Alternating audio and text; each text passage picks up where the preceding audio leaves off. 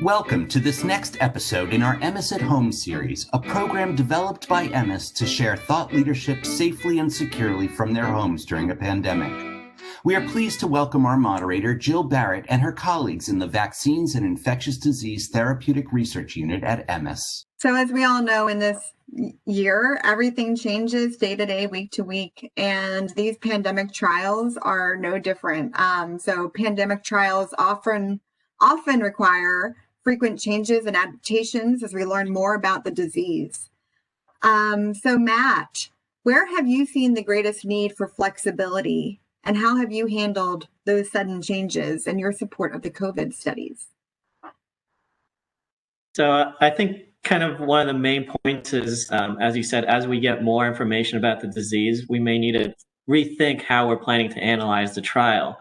So especially in our COVID trial, ACT, we had to think about when we would analyze our final endpoint. Originally, we had considered day 15 as when we would potentially see an efficacy effect, but as more information came in from China and other studies around the world, it looked like the disease progression may be a little longer, and day 15 may not have been appropriate. So we just had to rethink it.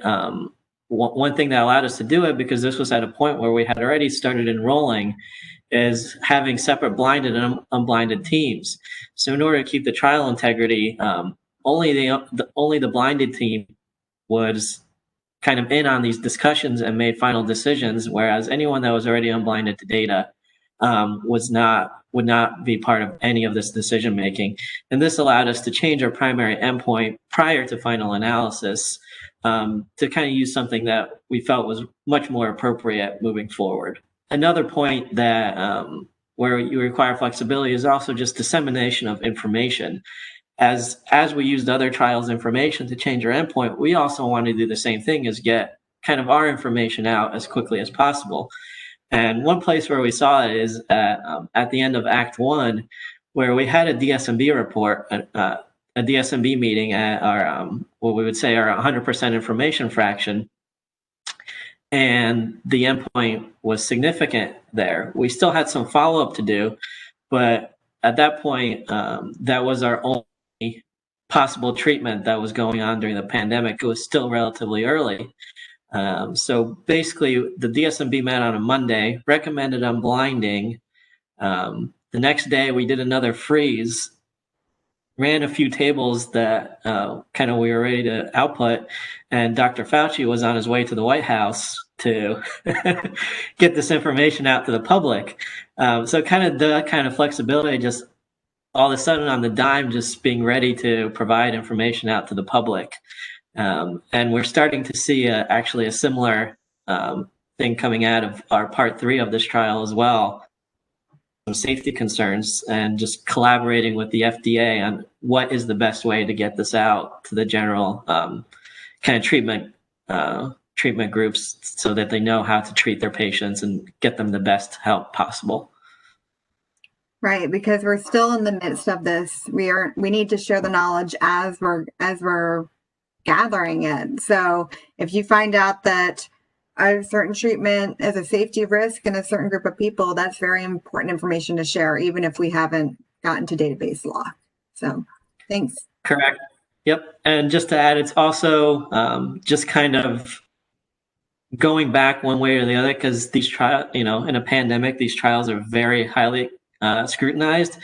So you get a lot of criticism for kind of whichever decision you make. So you also want to be careful that you don't go too far in the other direction of, if people are saying you gave this information too early, don't necessarily wait longer later. Just trying to find that proper balance as well is important in these trials.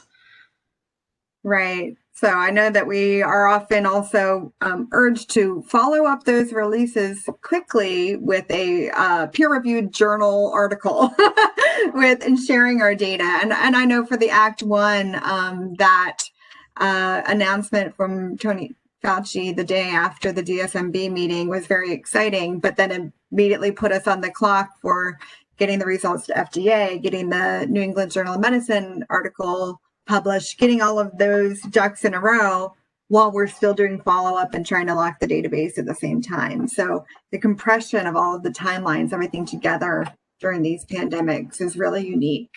It's so important and really highlights our flexibility in being able to meet those. Carrie, did you have anything you wanted to add? Yeah, I think maybe just kind of another aspect of this, kind of almost in the opposite direction of where Matt is going with the ACT trials, but for STRIVE, due to considerations of the local population on the ground and the regulatory discussions happening in Sierra Leone, they were not able to start that trial until the epidemic was ending. And so by the time they began enrolling and vaccinating individuals in the STRIVE trial, there were relatively few cases in Sierra Leone. And STRIVE was an efficacy trial, so that really did impact the type of study that could be done. We also had to be flexible for that study. And ultimately, we were able to produce an enormous data set of safety data, including memory aid and vaccine reactogenicity data, which is challenging enough to collect in the United States, let alone in Sierra Leone. And that data was, again, critical to the licensure of the vaccine. And so we have that experience to be flexible within our statistical group and the data management group to really adapt to the changing conditions. And Phyllis, you had a similar experience too. Yes, so for the Zika trial that was conducted in Central and South America, similar to what Carrie described for the BARDA trial, by the time that we were able to get all of the sites up and running in the trial, for the most part, the incidence of Zika had kind of waned. And so similarly, we're in a situation where we're trying to conduct an efficacy trial, and we're in a position now where really all that we can speak to are the safety profile of the vaccine, which is still very important. But you have to really take those types of things into consideration, particularly with international sites that have lots of additional regulatory obstacles to be need to be addressed before the trial can actually be initiated in those locations, and making sure that you're able to do that as rapidly and efficiently as possible so that you are able to enroll the study population during the course of the pandemic and not after the number of cases has waned off significantly. So that will definitely has an impact on the outcomes of the trial.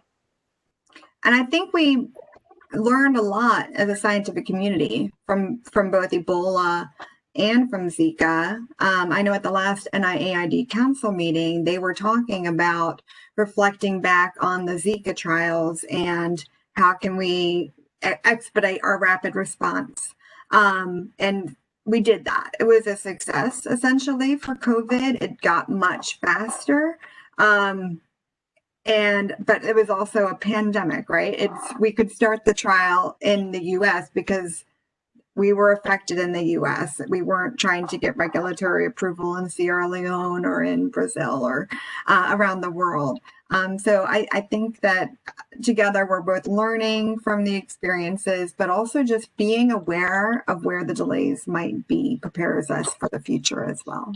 I think just also adding to the vaccine trials with the COVID, the response was definitely much quicker, especially with the mRNA vaccine that we're part of here at Emmes. Is just the sequencing and then straight to kind of vaccine was extremely quick. I think it was like 30 days or something. And then just kind of starting to run things in parallel and get things out there, especially with this phase I, we were able to use data to help justify going pretty quickly into the phase III trial, including this. Some of the flexibility that we could do is originally the phase I was just for healthy subjects 18 to 55, and rightfully so. It was pointed out, well, most of the people that are affected and will get the vaccine first are older subjects, since they're the higher risk. We were very quickly able to add, update the protocol, update SAP, add in cohorts for older subjects, able to enroll them, vaccinate them, and start getting that, that information out there as well that could be used for the efficacy trial. And kind of similarly, as Jill said, the U.S. is affected by these. For a phase 1 trial, you're actually looking at areas where there isn't too high of an incidence, because you want these healthy subjects that aren't affected by it yet. And kind of our original site turned into a hotspot. So another piece of flexibility is, we were forced to kind of very quickly add a few extra sites that weren't necessarily in areas of hotspots to try to keep that risk of people being infected by COVID that are in this phase 1 trial limited. So one of the more remarkable achievements has been our expedited startup of the COVID-19 treatment study, our ACT study. So Matt, can you kind of walk us through those first couple of weeks and how we got it up and running so quickly? So we basically got the go-ahead very suddenly when it was announced that the cruise ship was coming back and we had COVID patients. So we wanted to be able to get Remdesivir to them as quickly as possible. And one of the ways that we've been able to do this is, as we've talked about before, is some of our standardization.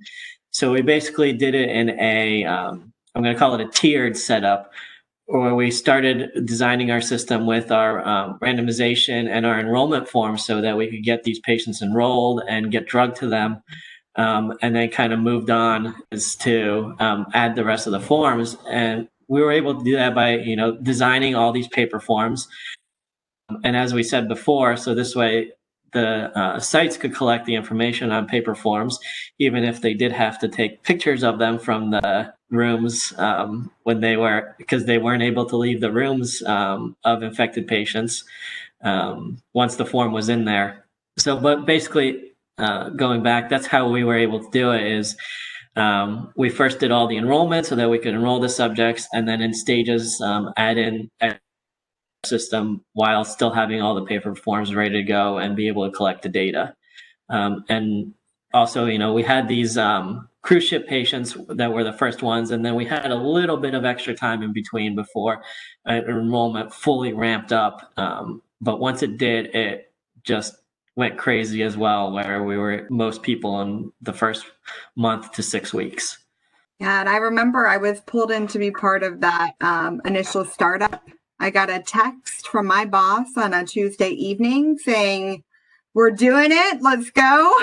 I'm going to start building the screens right now, building the enrollment screens. Can somebody QC them? We worked through, so that was Tuesday evening. We worked through getting all of the sites set up. We initially set up only 50 sites, where we later expanded that to 75 and then 150 just in case. And then we had that system in production ready to enroll by Thursday night. So within 48 hours, the site initiation visit was the next morning. We trained the site on Friday morning. That site was activated Friday afternoon. And we were at happy hour Friday evening, back in the days when we still had happy hour.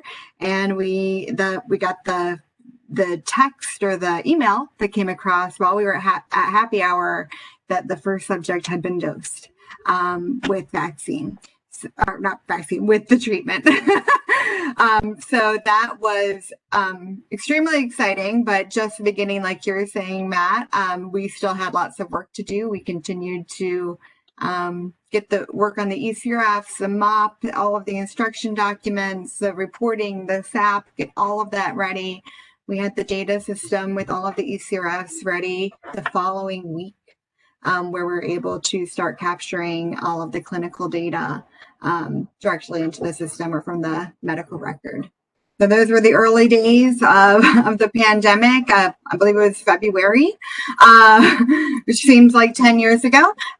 But even last month, when might have been earlier this month, but we locked the database it was earlier this month, beginning of September, we locked the database for ACT2. We locked the database on Thursday morning at 11 a.m.